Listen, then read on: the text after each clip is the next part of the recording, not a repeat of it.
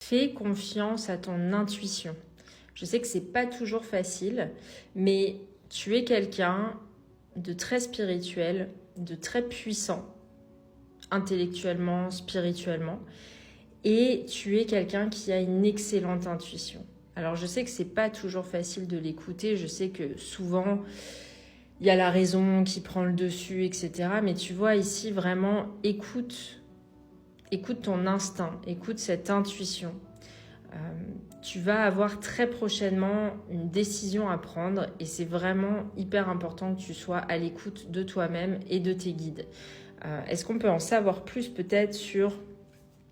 On va regarder. On va essayer d'en savoir plus sur cette décision, ce moment vraiment décisif qui va arriver ou qui est en train d'arriver. Voilà, merci.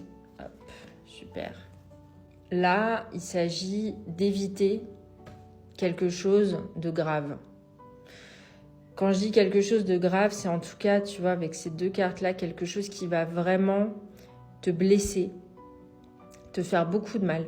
Là, je parle émotionnellement, hein, je parle pas d'éviter un accident de la route, hein, encore que. Mais en tout cas, je parle plutôt de quelque chose d'émotionnel.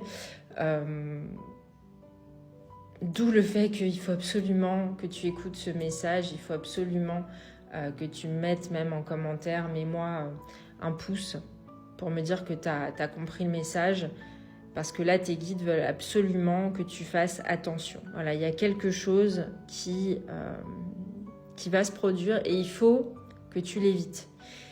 Cette carte-là nous montre que tu vas y arriver, d'accord? Tu vas réussir, mais seulement si tu écoutes ton intuition.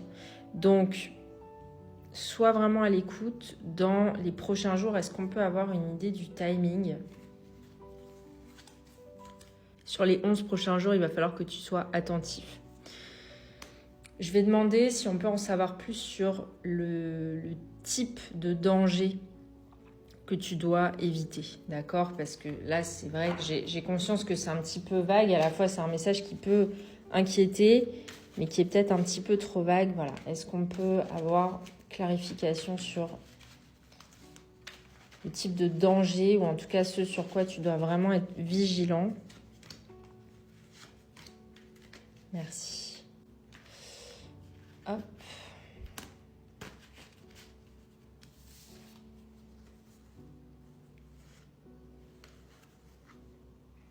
Ok. Ok. Donc,